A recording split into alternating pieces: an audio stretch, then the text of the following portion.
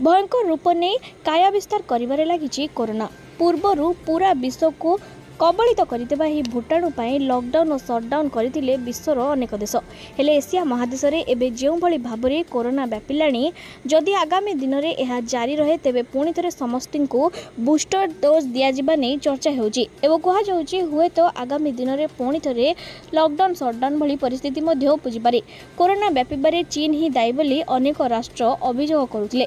हेले एबे पुणी थे कोरोना व्यापा आरंभ होइछि। खाली चीन नुहे बरु हांगकांग, सिंगापुर, थाईलैंड सहित भारत में भी यही भूताणु व्यापारे लगी। भारत में एबे सुधा 260 रु अधिक सक्रिय मामला चिन्हट होइतिबा जणा पड़िछि।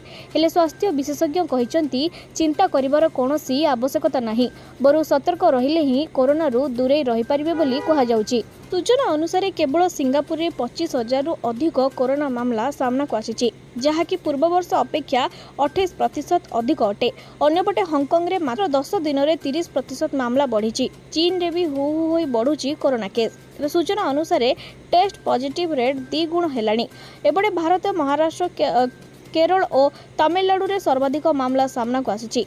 तेबे एबे आसंतु आमे जानिबा वर्तमान समय रे जो कोरोना आसी यार भूताणु कौन रही। प्रतिथर कोरोनार नुआ नुआ वेरिएंट सामना को आसी थाए।